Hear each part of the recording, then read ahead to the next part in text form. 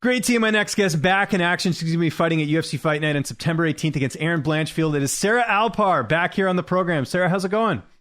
It's going good. Just typical Tuesday. Just enjoying myself. So how are you? How's everything been going with you? It's going well. Not everyone asks how I'm doing, so I appreciate that. You're my second interview of the day, so it's been going well. Good to see you get a fight. I know you've had some bad luck with opponents and layoffs and things of that nature, but I know you probably wanted to fight sooner. I guess it was just a matter of the UFC gave you the fight, and you're like, hey, we got to take it. Yeah. So I was supposed to fight in May, and then my opponent. She got COVID, which, I mean, that's like just the whole COVID situation, the pandemic, that's just something that has become a part of, the fight everyday career, life. just part of life. And you have to consider that. It's not her fault. It's not anyone's fault. It's just something that has happened, and, you accept it and you move forward. They got me a new fight scheduled, and I'm actually dropping a weight class. So, that's been fun. But yeah, I'm really excited for that, actually. I feel like everything has come together so nicely, and this extra time in camp, it's kind of a blessing in a way.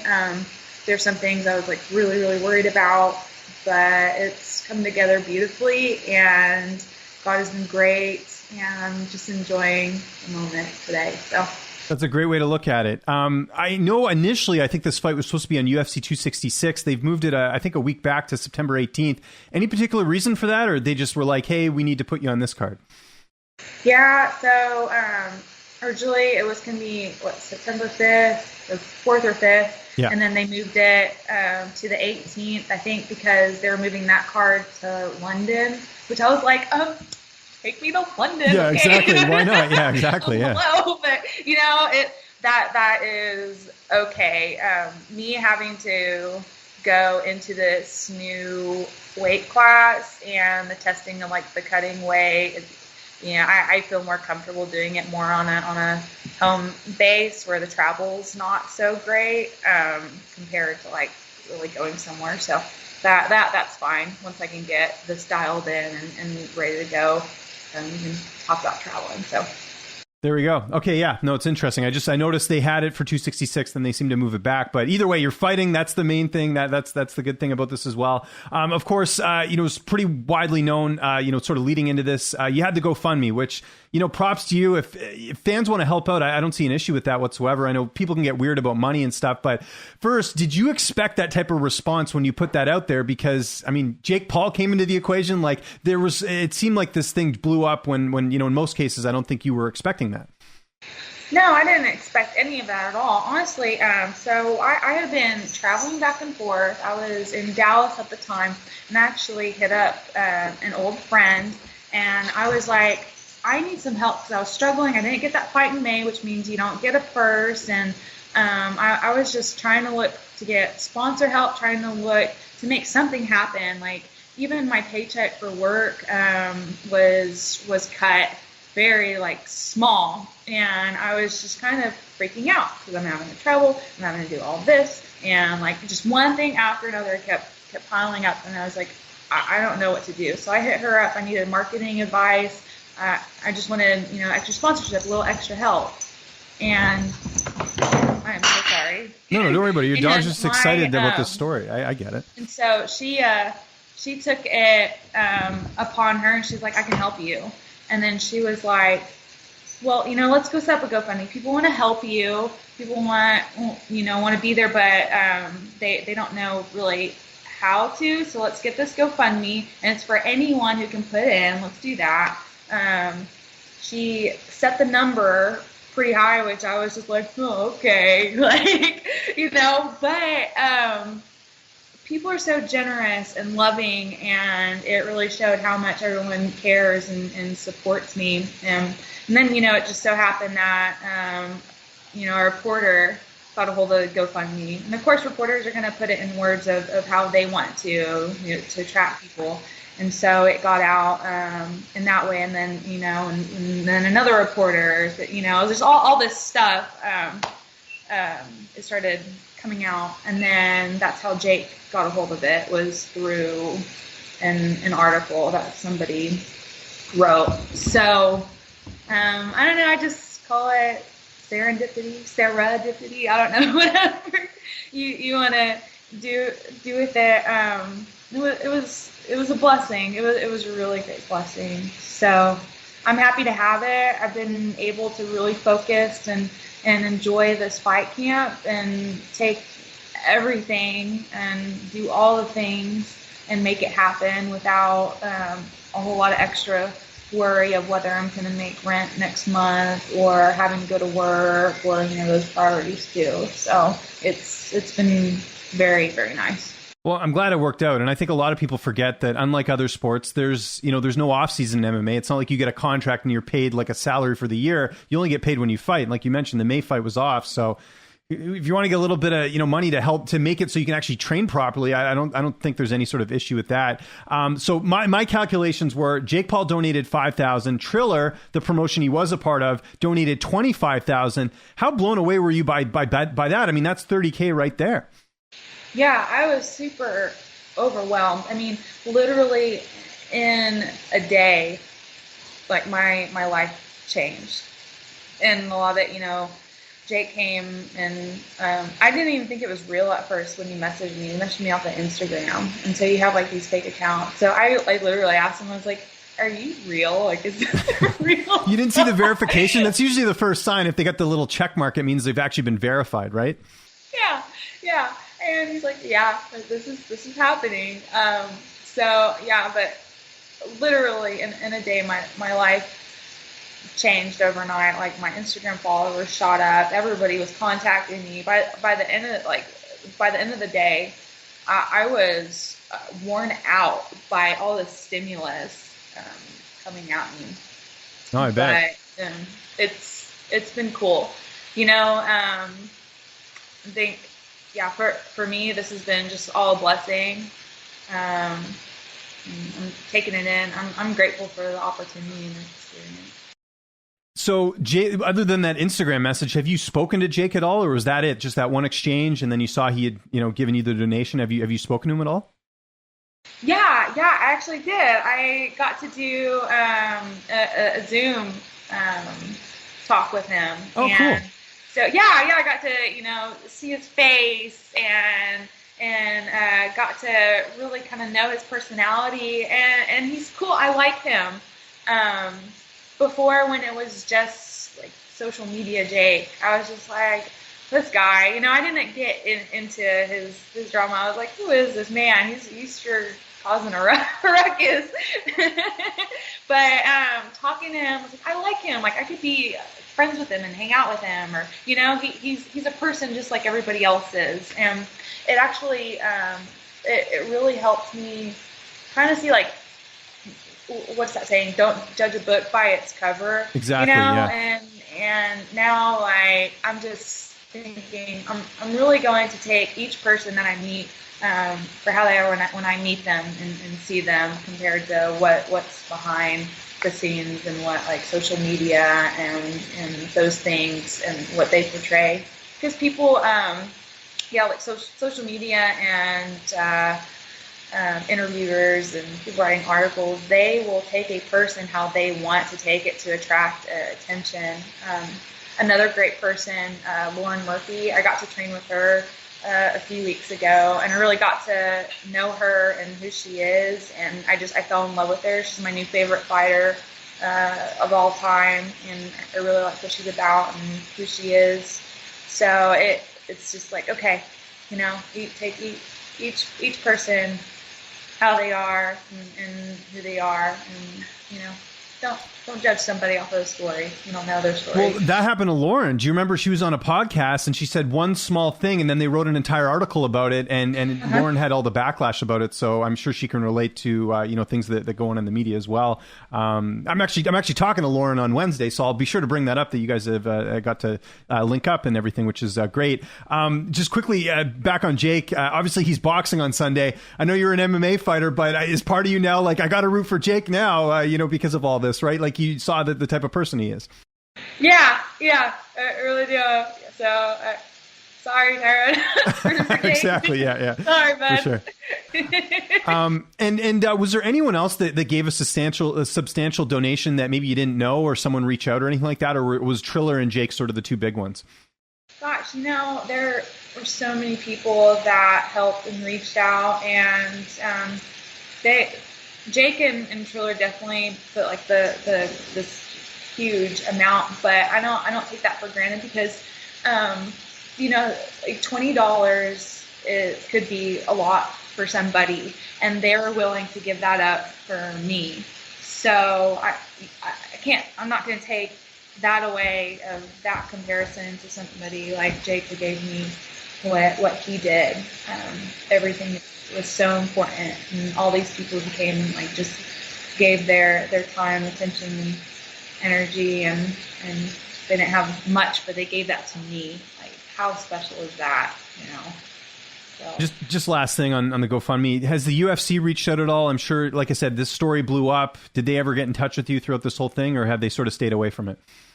No, they haven't told me anything. I'm sure they've been asked a bazillion questions and things have happened, and I wanted to make sure that they knew, like, hey, I'm not attacking UFC. Yeah, exactly. This wasn't about UFC. This was about me just trying to make it for the next couple of months until my next fight, and it just so happened that it all kind of came together while I was doing this GoFundMe, that people are having these issues with UFC and saying, like, you need to pay their athletes more, this and that. So it was like, it came at a perfect time, but, like that part made me a little uncomfortable, because I was like, whoa, hold on. Switzerland over here. Yeah. No, of course. I wanted no part of that. That's not my intention, It's a personal situation, and you want to, exactly. You want to be able to train and stuff. And that's a whole other discussion about the fighter pay and all that, right? It's more like you were saying, something that could help you out personally just due to the circumstances. So that'll make sense. All right. We got through that. Let's talk about this matchup. Erin Blanchfield, 6-1 record. How excited are you to fight her? Because obviously there's a lot of hype behind her. She came from Invicta. How do you feel like you match up against her here? Yeah, I am so excited about this fight. It's a great matchup. I feel like the cards are more even. I think, like, Jessica, my last fight, she's a veteran in it. I really felt like I could have done better in that fight for sure. So I'm happy to get, like, a mulligan and, help to make my name known and really show who I am and what I'm about. And I'm excited. This is going to be a great fight. So you don't want to miss it. You don't want to miss it. And you talked about training camp. So you spent some time in Texas. Are you back in Oklahoma now, or did you just do your camp in Texas? Like, how did you structure camp? Yes. So I've been going back and forth. My original partner, Christina Williams, you've heard me talk about her. I know Christina well. I've done a handful of interviews with her. Yeah, she was going through like an injury and stuff, and my coach, I got a new coach back in January when we started working together. I left American Elite, and I started going to Canada Kickboxing, which is now Southside Kickboxing. My coach, he opened a gym a couple weeks ago. So, but he was just like, girl, we need to, get you some bodies, get you some people to go with. I don't have that right now. You need to go and get that. So I've been like traveling and stuff like that. And then he opened the gym. So now I'm back in Oklahoma, finishing my camp here. Traveling is a lot. It's crazy. And so we're focusing, hounding in on the game plan and making things happen. So I'm here now, here the rest of camp, and we're ready to go. Who have been some of your main training partners for this camp? Christina is back now. Her injury's cleared. So I have her as my main training partner. And, yeah. And you mentioned Lauren Murphy as well, getting to work with her. So a bit of variety this camp, which is nice. Yeah, I got to Fortis, and that Coach Safe, he actually like really helped me to kind of get like a boost, like a gain in myself, to treat myself a little better too. So I went out there, trained with Macy, Chasson, Jen Frey goes and does sparring and stuff out there too. But yeah, that coach was just like, look at you, I can see you. You're just showing you're nice. Like, who really are, that's like the first time I met him, and I was just like trying to prove myself to this coach. you know? He runs a tight ship over there, but in a good way. Like there's so much respect towards him as a coach from the fighters, from anyone that I've talked to. They love the way he structured things over there at Fortis. It's that's why they're one of the best camps in the world. Yeah, and like he just really helped me like kind of see like, okay, when I'm fighting, like I can still be I can be the person I am. I can be a good person. But when you get out in that cave, like change that. He's like, and practice how you play. He's like, be more aggressive. Do this. Like he's like, come on, and I'm like, oh, okay. And it's helped me in this camp to do that. To be like, take the intensity up. I don't have to hurt my partners or anything like that. That would be so dumb to try to. I'm super selfish to try to do that, but I can pick up the intensity and make my practices so much more worth, have so much more worth to them. Yep. So I thought that was really cool. Now, you mentioned it there, dropping down to flyweight. I think this is your first fight at flyweight, I think since December of 2015, correct? It's been a bit. How's all that going? Because like you said, you had lots of time off, so I'm sure you're able to sort of hone in the diet and all that other stuff. Yeah, over the years, just like my body and my weight, it's struggled so much. And so at first I was just like, all right, is it ready? Do I need to go one more time at 35? But I felt like that was what I needed to do. Like I needed to go 125, and I already feel better. Like I look at myself, and there's so much just in this camp alone that I have won. Like I already feel like I've won, and that's cool to walk in like, man, this whole camp has been so rich and so great, and just this life experience that I'm going through. I've won so much. Like who else can say that? Yeah. So it's cool. I love it. Who's going to be in your corner for this fight? So I have Justin Stone. He's in my corner. Myron Dennis. I don't know if you've ever. Oh, I know Myron. Yeah, Myron's great. Yeah, I go way back with Myron since like my very first fight. Yeah. And then Christina Williams. Oh, awesome. Okay, that's good. Christina speaks up in the corner. She's a little soft spoken. I mean that in a good way, but how is she in the corner? Definitely like. Justin's going to be the speaker of it. He's going to be the one, but Christina is so good. Like she's my size, because the other guys are big boys. Right. Yeah. And it's good to have someone there, probably for calming as well too. Like she's just good, probably good. She's talking to you about horseback riding. There you go. Right. That's right. That's right. She's my best friend. She's my best friend. She's at my wedding. She, she's always there for me. Great Christian woman. I love her to pieces. She's great. So. How's this fight unfolding on September 18th? How is it unfolding? Controversial split decision. There you go. That's a new one. I haven't heard that one yet. I'll take it though. There you go. That's good. I like that. Yeah, it's a great fight on paper. I'm really excited for this one. I imagine you want to get one more fight in this year. Would that be sort of ideal for you, or you just want to see how this one goes and sort of reassess after the fight?